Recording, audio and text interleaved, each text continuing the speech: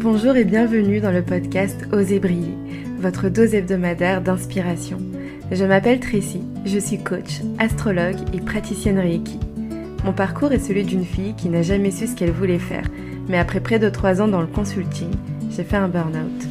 J'ai ensuite cheminé dans une quête de sens et aujourd'hui j'aide les personnes à retrouver ce qui les fait vibrer, à se défaire des limites qu'elles se sont fixées, à reprendre leur plein pouvoir pour s'autoriser la pleine liberté d'être, de croire, d'oser et de briller. Chaque semaine, je vous partage mes apprentissages et mes réflexions. Je vous diffuse de l'inspiration afin de vous aider à accueillir votre unicité et incarner votre authenticité. Bonne écoute! Bonjour et bienvenue dans cet épisode 0 du podcast Osez briller. Je m'appelle Tracy Houdin-Duré, je suis coach, astrologue et praticienne Reiki. Si vous y connaissez plus ou moins en astrologie, je suis du signe solaire Gémeaux, avec un ascendant Bélier et une lune en Balance. Donc aujourd'hui, je suis coach, j'aide les personnes qui ne se sentent pas épanouies à accéder à leurs ressources personnelles pour exercer une activité professionnelle qui a du sens et créer un quotidien épanouissant. Et je fais ça donc grâce à un coaching holistique et sur mesure. Ça semble évident pour moi aujourd'hui de vous dire ça, mais ça n'a pas toujours été le cas. Je fais partie de ceux qui ont toujours dit que je ne savais pas ce que je voulais faire. Mais inconsciemment ou non, j'avais quand même fait des choix assez stratégiques, disons, qui m'ouvraient beaucoup de portes. Donc pour vous en dire un peu plus sur mon parcours, j'ai d'abord fait un bac économique et social. Et suite à ça, je me suis orientée vers une licence en administration et échanges internationaux. Donc je ne savais toujours pas ce que je voulais faire à l'issue de ma licence, donc je ne savais pas vers quoi me spécialiser. Et j'ai décidé de faire une école de commerce. À la fin de mon cursus scolaire, donc après 5 années d'études supérieures, je savais toujours pas quel métier je voulais exercer. J'ai donc pris le parti de commencer ma carrière dans le domaine du conseil. Je me suis dit qu'en étant consultante, je pourrais voir différents types de métiers, différentes entreprises, différents styles de management, etc. Et qu'à l'issue, peut-être que je saurais ce que je ne veux pas faire. Pas ce que je veux faire, ce que je veux pas faire. J'ai donc été consultante en stratégie digitale pendant près de 3 ans. Et comme vous pourrez peut-être vous en douter, ça n'a pas très bien tourné pour moi et j'ai fini par faire un burn-out en 2021. Le métier que je faisais, pour moi, en fait, ça n'avait pas vraiment de sens. C'était pas aligné, je me sentais pas à ma place. J'avais pas le sentiment de contribuer de quelque façon que ce soit. Je suis arrivée jusqu'au burn-out aussi parce que le motif de celui-ci n'était pas légitime pour moi. En fait, j'avais tout pour être heureuse, j'étais cadre, je gagnais bien ma vie, je faisais la fierté de mes proches. Et en fait, le manque de sens, c'était pour moi pas un motif légitime pour tout quitter. Donc j'ai continué et voilà, j'ai dû toucher le fond pour comprendre. Mais derrière cette grande peur, il y avait aussi ce saut dans le vide de « mais qu'est-ce que je vais faire de ma vie ? Qu'est-ce que je fais après ?» Parce que comme je vous disais, je savais pas ce que je voulais faire. Et j'avais 23 ans, je savais toujours pas. Bizarrement, parallèlement, j'avais commencé un peu cette quête de sens. Je cherchais vraiment quelle était ma voie, quel était mon dharma, ma mission de vie, mon ikigai. Je faisais des recherches de cet ordre-là. Et en fait, j'étais dans une profonde remise en question identitaire, dans un certain inconfort, et ça devenait de plus en plus urgent de trouver c'est quoi cette activité qui serait totalement alignée avec moi, etc. Et ouais, je pense qu'il y avait vraiment un sentiment d'urgence qui se dégageait, et aussi je savais pas non plus qui j'étais vraiment. Je me souviens qu'à l'époque, c'était le moment où j'ai plongé dans le développement personnel et spirituel.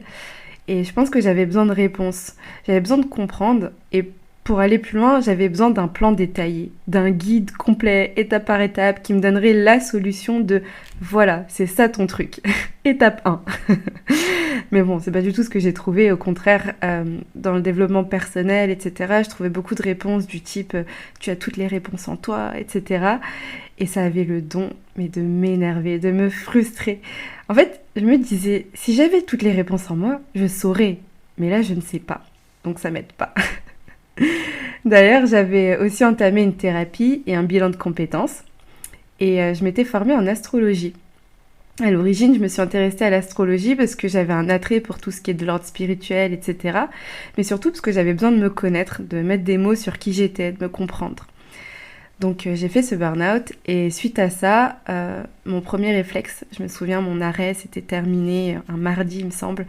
Le jeudi j'étais dans l'avion et je repartais aux sources parce que je viens de l'île Maurice, mes parents vivent à l'île de la Réunion. Donc je suis retournée chez mes parents et pour la première fois de ma vie, j'ai sérieusement introspecté. Je me suis posé des questions existentielles. Je me rappelle, j'étais sur la plage en train de marcher et je me disais, qu'est-ce que j'aime? Qu'est-ce que je veux? Qu'est-ce que j'ai envie de faire pour contribuer au monde? Qui je suis? Vraiment des questions très profondes. Et je pense d'ailleurs que ce sont des questions de toute une vie. D'ailleurs, je pense que j'en ferai un épisode dédié. Et après de nombreuses réflexions, donc là j'avance un peu dans le temps, après des réflexions, après des échanges aussi, avec des personnes, des discussions, j'ai commencé à entrevoir un semblant de bout du tunnel. Donc je savais que je voulais aider d'autres personnes à trouver du sens dans leur vie, à se sentir libre, à faire ce qui les faisait vibrer. Et je savais pas trop comment le décrire, mais j'ai très vite compris que ce que je décrivais finalement, c'était la moi d'il y a quelques mois. Parce que là, j'allais beaucoup mieux, j'étais à l'île de la Réunion, j'étais bien, j'avais pris ce recul, etc. Et en fait, je m'adressais à ma moi de quelques mois auparavant. Et, euh, et c'est une amie qui, justement, au cours d'une discussion, a mis un mot pour la première fois dessus sur ce que je décrivais, mais qui était encore un peu intangible pour moi. Elle m'a dit, et ça me fait rire parce que c'était pour elle complètement évident, elle me disait, bah, tu vas être coach, quoi.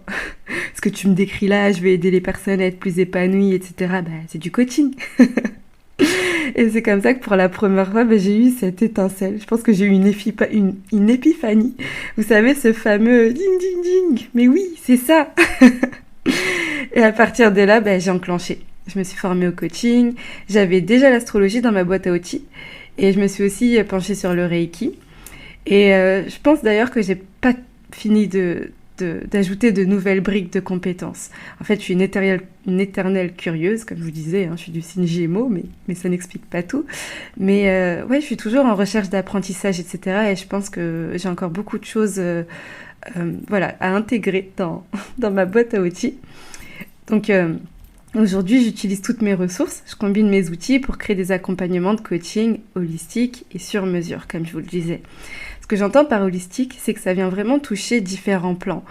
Autant le plan physique, avec le Reiki par exemple, mais aussi psychologique ou émotionnel avec le coaching, la connaissance de soi avec l'astrologie. Enfin, c'est vraiment venir englober la personne dans son intégralité sur différents plans, en effet.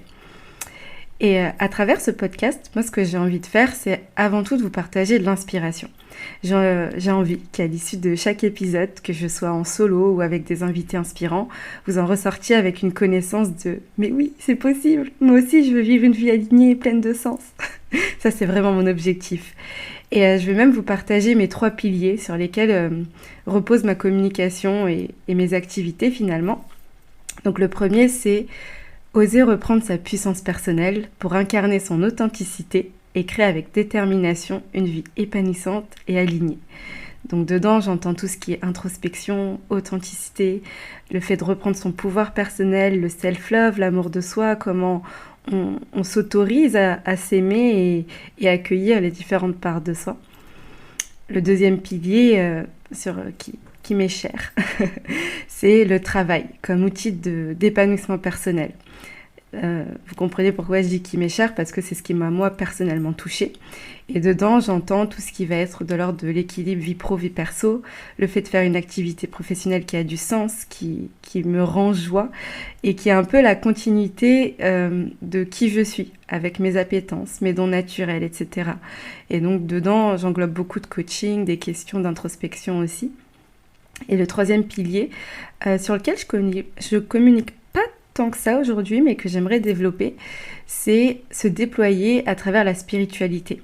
Donc en effet, je parle d'astrologie, mais c'est vrai que tous les sujets de l'ordre du féminin sacré, de l'intuition, etc., ce sont des sujets qui me tiennent aussi beaucoup à cœur et que j'aimerais développer par la suite. Donc voilà, à travers ces épisodes, moi j'ai envie de vous partager mes apprentissages, mes réflexions, mes introspections, mais aussi des expériences et des partages inspirants pour vous aussi vous aider à trouver ce qui vous fait vibrer, pour vous aider à mettre en lumière ce qui est aligné avec vous et pour vous aider à incarner ce qui vous rend unique, à reprendre votre pouvoir personnel et finalement être plus authentique.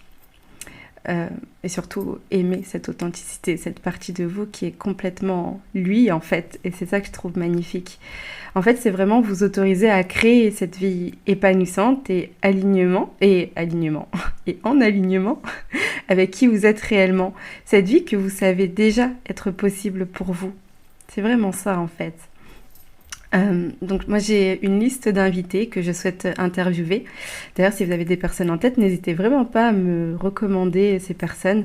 Je suis hyper curieuse de découvrir des parcours et de voir comment est-ce qu'elles peuvent m'apporter certains éclairages, certains points de vue, des axes de réflexion sur les sujets que je vous ai évoqués.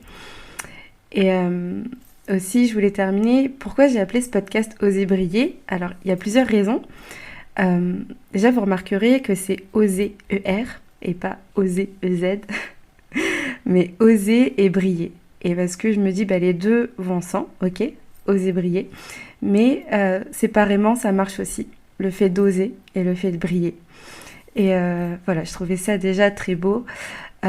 Aussi, dans ces mots, j'y entends un espace chaleureux, enveloppant et plein de confiance que j'aimerais développer à travers ces différents épisodes, ce podcast.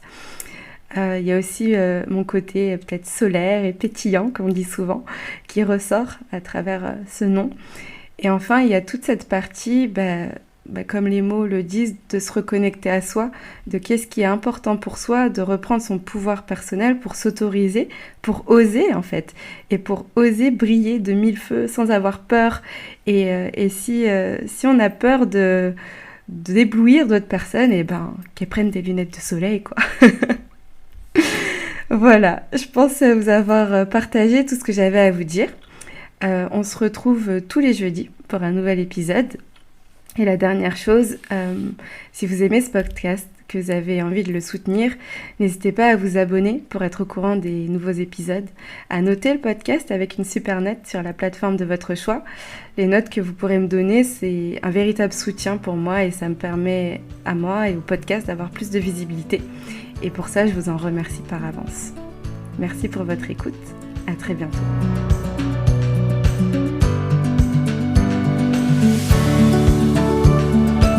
Merci pour votre écoute. Si cet épisode vous a plu et que vous souhaitez me soutenir, n'hésitez pas à le partager autour de vous.